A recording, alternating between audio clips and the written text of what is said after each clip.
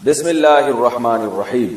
عورت کا سر پر جوڑا باندھنا، کیا آپ صلی اللہ علیہ وسلم کی ایسی کوئی حدیث ہے کہ میری امت کی عورتوں نے اونٹ کے کوہان کی طرح جوڑے باندھے ہوئے ہوں گے؟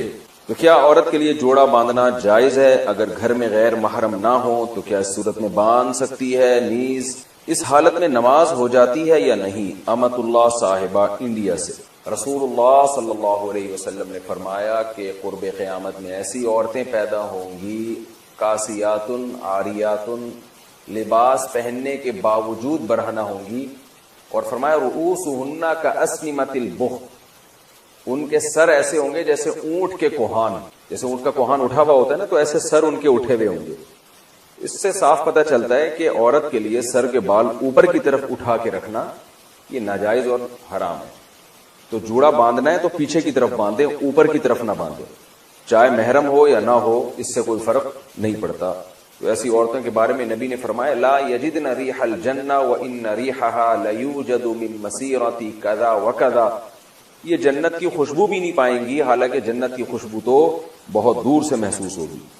اور ایسی حالت میں عورت کے لیے نماز بھی جائز نہیں ہے، مکروہ تحریمی ہے، کیونکہ نماز کے اندر گناہ کا ارتکاب کیا جا رہا ہے۔ جب بھی گناہ کے ساتھ نماز پڑھی جاتی ہے تو اس کا اعادہ لازم ہوتا ہے۔ جوڑا بنا کر نماز، اتر پردیش یو پی، یہاں سے خاتون نے پوچھا ہے، اتر پردیش ہمارا بھی وطن جو ہے نا یو پی ہے، سہارنپور۔ جب بھی کوئی صاحب اتر پردیش سے رابطہ کرتے ہیں نا تو ایک دم ہمیں اپنے ابا دادا یاد آ جاتے ہیں۔ کیا بال کو جوڑا بنا کر نماز ہو جاتی ہے؟ بال کو کا جوڑا بنا کر اگر سر پہ یعنی اوپر کی جانب جوڑا بنایا ہے تو پھر نماز مکروہ ہے، کیونکہ حدیث میں ایسی عورت پر لعنت وارد ہوئی ہے۔ پیچھے کی جانب اگر جوڑا بناتی خاتون تو ٹھیک ہے۔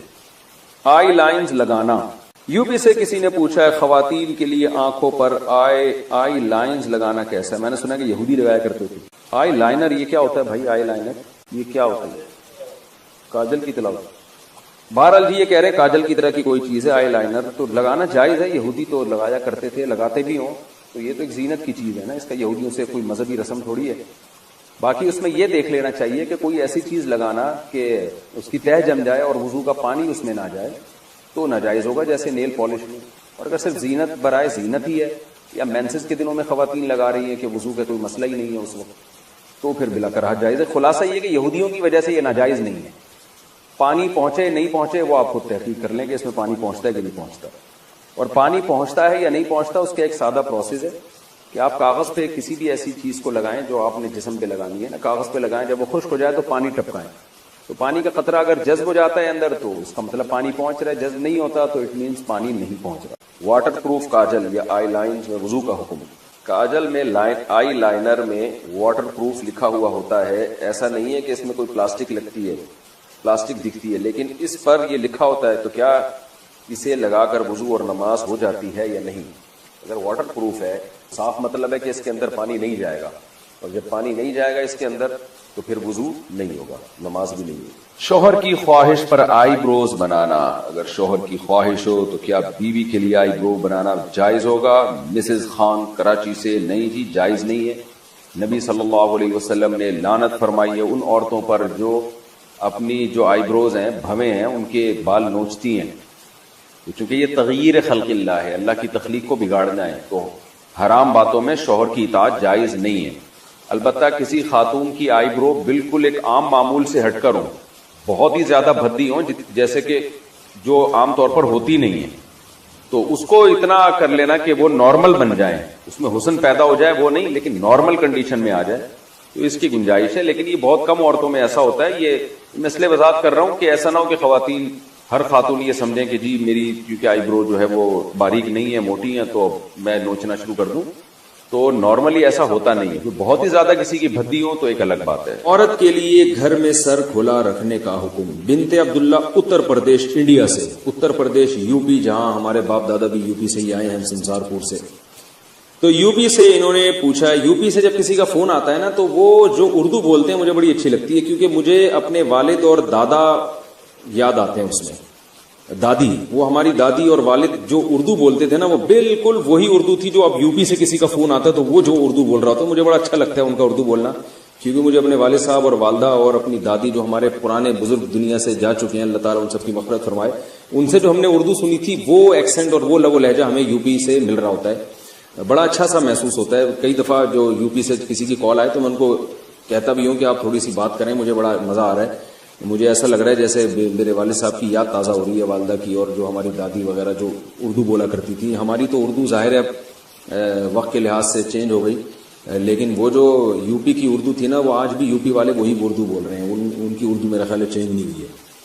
تو انہوں نے کہا ہے کہ عورت کے لیے گھر میں سر کھلا رکھنے کا حکم کیا؟ گرمی کی وجہ سے لڑکی گھر میں والد اور بھائی کے سامنے صرف گلے میں دوپٹہ ڈال سکتی ہے، اگر سر نہ ڈھانپے تو کوئی حرج تو نہیں ہے، جائز ہے۔ سر چھپانا والد اور بھائی کے سامنے لازم نہیں ہے، لیکن بہرحال حیا عورت کی زینت ہے، اگر سر پہ چادر ڈال لیں تو اچھا ہی ہے، یہ برا نہیں ہے۔ بعض گھروں میں تو اس کا بڑا خیال کیا جاتا ہے، تو شریعت نے گنجائش ضرور دی ہے کہ عورت سر کے بال کھول سکتی ہے، لیکن اپریشیٹ نہیں کیا، تو اگر چادر سر پہ رکھیں تو زیادہ اچھی بات ہے، لیکن کوئی فرض نہیں ہے۔ اذان کے دوران سر پر دوپٹہ لینا، کیا اذان کے وقت سر پر دوپٹہ نہ لینا گناہ کا باعث ہے؟ نیز اگر کوئی ضروری بات ہو رہی ہو یا قرآن کی کلاس ہو رہی ہو تو کیا اذان کے وقت اسے جاری رکھنے میں کوئی حرج تو نہیں؟ بنت اجمل بہاول نگر۔ دیکھیں، دوپٹہ لینا کوئی حدیث میں تو حکم نہیں ہے اذان پہ دوپٹہ لینے کا، البتہ اتنی بات ہے کہ شریعت نے یہ بات ثابت ہے کہ شاعر اسلام کا احترام لازم۔ وَمَن يُعَظِّمْ شَعَائِرَ اللَّهِ فَإِنَّهَا مِن تَقْوَى الْقُلُوبِ، قرآن کہہ رہے کہ جو بھی شاعر اللہ کی تعظیم کرتا ہے، احترام کرتا ہے، تو یہ دل کے تقوی کی علامت ہے۔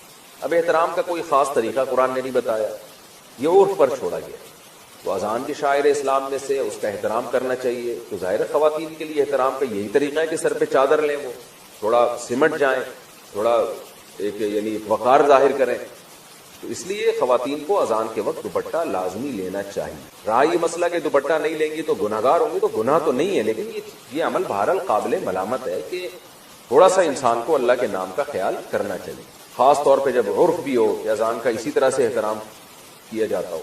اور رہا یہ مسئلہ کہ اس وقت باتیں کرنا یا قرآن کی کلاس، تو بہتر تو یہی ہے، اور بہت تاکید ہے اذان کے احترام کی۔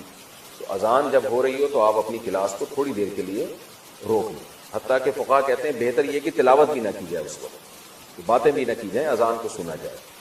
البتہ اس سے وہ اذان مراد ہے جو آپ کے محلے کی مسجد، کیونکہ اذانیں بھی 4-4 5-5 آوازیں آ رہی ہوتی ہیں، تو بس وہ جو آپ کے محلے کی مسجد کی اذان ہے آپ اس کا احترام کر لیں تو کافی ہے۔ باقی اذانیں ہو رہی ہیں پھر وہ ہونے دیں، تو فرض واجب تو نہیں ہے یہ عمل، لیکن یہ اذان کے احترام کا بہرحال تقاضا ہے۔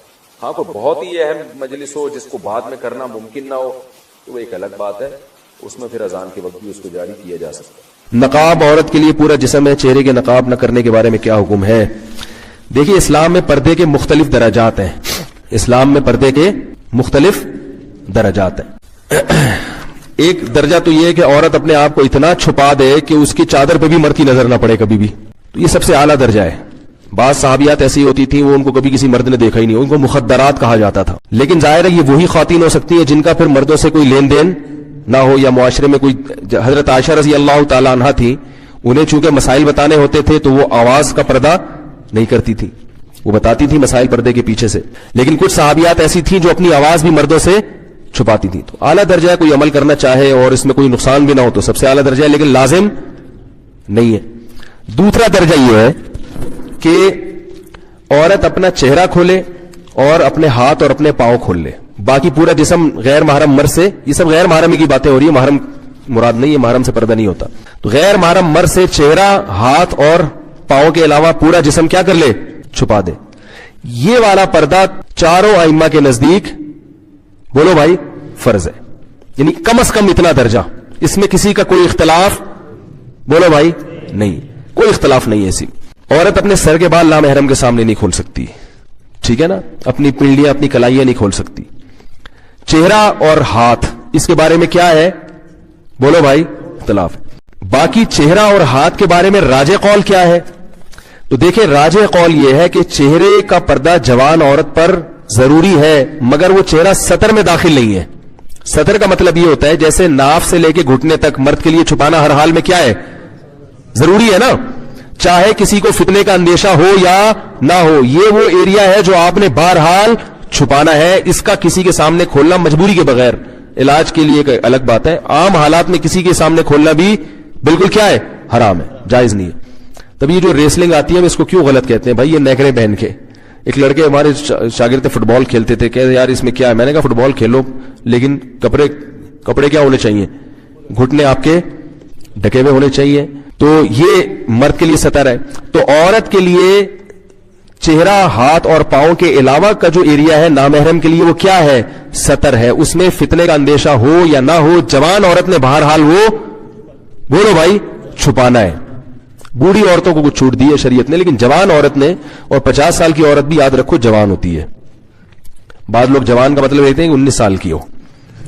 جب تک بالکل اس کو اتنی چہرے پہ جھریاں نہ آ جائے کہ استری کرنے کی باقاعدہ ضرورت پڑ جائے, اتنی جب تک جھریاں نہیں آتی وہ کیا سمجھی جاتی ہے شریعت کی نظر میں؟ جوانی. اتنی زیادہ اس میں اٹریکشن ختم ہو جائے کہ کسی کو پیسے بھی دو نا تو وہ شادی کرنے کے لیے تیار نہ ہو. جیسے ایک چٹکلا ہے, ٹائم ہے سنا دوں. وہ ایک آدمی کی شادی ہوئی, اس نے بغیر دیکھے شادی کی. اس کو بتایا گیا بھائی بڑی حسین دلہن ہوگی. جب اس نے دیکھا تو وہ تو بالکل ہی بہت ہی بیچاری بدصورت تھی. تو قاضی صاحب نے نکاح پڑھایا. تو اس نے قاضی صاحب سے پوچھا جی آپ کی نکاح پڑھانے کی فیس کتنی ہے؟ قاضی صاحب نے کہا جتنی اچھی تمہیں دلہن لگ رہی ہے نا اتنے پیسے دے دو. بھائی پہلی رات میں دلہن تو سبھی کو اچھی لگتی ہے نا. قاضی صاحب کا خیال تھا 1-2 کروڑ روپے تو ملیں گے لازم. جتنی اچھی تمہیں دلہن لگی ہے اس حساب سے کیا کرو, نکاح میں نے پڑھا ہے, اس دلہن کو حلال میں نے تمہارے لیے کیا ہے, تو مجھے ظاہر ہے تگڑی رقم ملنی چاہیے. جیسی تمہیں دلہن دلائی ہم نے, یعنی تمہارے لیے حلال کی ہے نکاح پڑھا کے, تو اس حساب سے کیا ہونا چاہیے؟ ہمارا کمیشن ہونا چاہیے.